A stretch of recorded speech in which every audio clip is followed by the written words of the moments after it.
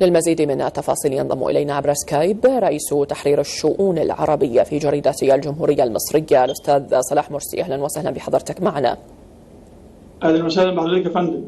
نبدأ من التصعيد الإسرائيلي الأخير على قطاع غزة، كيف تصفون ذلك خصوصا وأن العدو يزعم استهداف أنفاق ومقرات لفصائل المقاومة الفلسطينية؟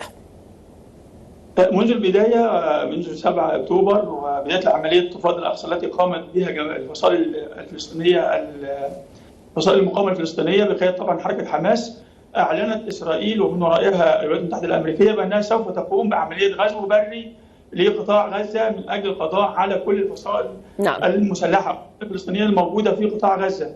ولكن بالرغم من مرور الأسبوع الرابع حتى الآن لا تزال إسرائيل دولة الاحتلال الإسرائيلي متخوفة من الدخول في قطاع غزة دخولا بريا، لعلمها أنها سوف تخسر هذه المعركة، حيث أن حركة حماس لديها القدرة طبعا للتعامل مع هذه القوات البرية، ولكن هي متخوفة من الدخول نظرا لعلمها أنها سوف تخسر هذه المعركة. فهي الآن تستخدم سياسة الأرض المحروقة باستخدام قواتها الجوية بقصف جميع المناطق الموجودة في قطاع غزة على مدار 21 يوم.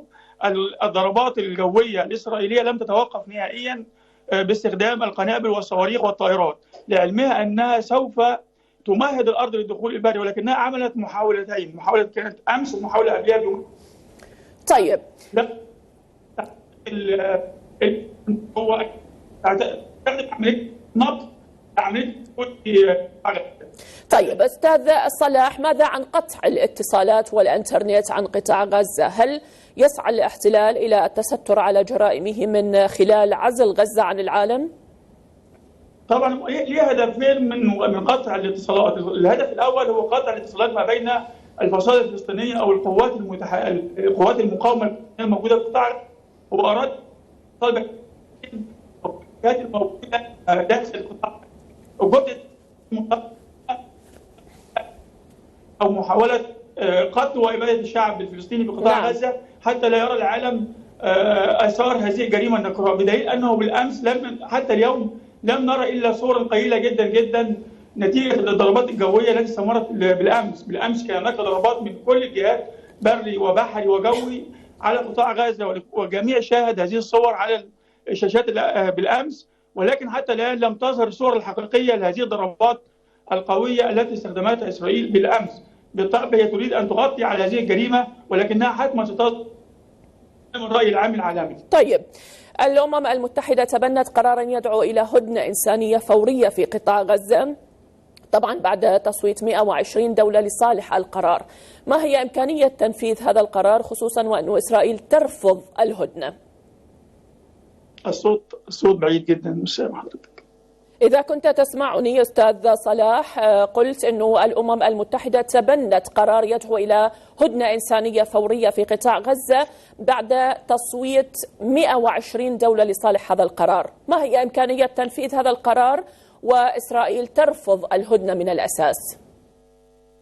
بالأمس طبعا المجموعة العربية بالأمم المتحدة واتخذت بالأمس قرار يعني بينتصر للقضية الفلسطينية بالأمس، عندما وافق أكثر من 120 دولة على ضروره إيقاف الحرب وفتح منافذ لدخول المساعدات الإنسانية وإيقاف ضرب النار والبدء في إيجاد حل سلمي لهذه القضية. بالطبع إسرائيل لم توافق مطلقا، ومن ورائها الولايات المتحدة الأمريكية التي رفضت هذا القرار. هذا القرار يعتبر نصرا دبلوماسيا استطاعت من خلاله الدول العربية أن تصدر قرار من الأمم المتحدة أو الجمعية العامة للأمم المتحدة بحق الشعب الفلسطيني في الحياة وإيقاف هذه المجازر التي تستخدم ضده منذ والتي دخلت الأسبوع الرابع حاليا منذ يوم 7 أكتوبر. ده يعتبر نصرا دبلوماسيا للمجموعة العربية والعالم الحر والعالم الذي يحترم أدمية الإنسان.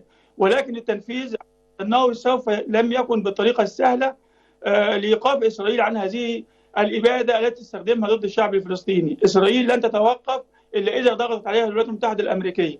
الولايات المتحدة الأمريكية أعطت الضوء إسرائيل لإبادة قطاع غزة الشعب الفلسطيني من أجل القضاء على المقاومة نهائيا أو محاولة تفريغ هذا القطاع من سكانه بدفعه خارج هذا القطاع. طيب ماذا بشأن فتح ممرات إنسانية لإدخال المساعدات إلى قطاع غزة؟ كيف تبدو الأوضاع في معبر رفح؟ وهل ممكن التوصل إلى مضاعفة وصول المساعدات إلى القطاع؟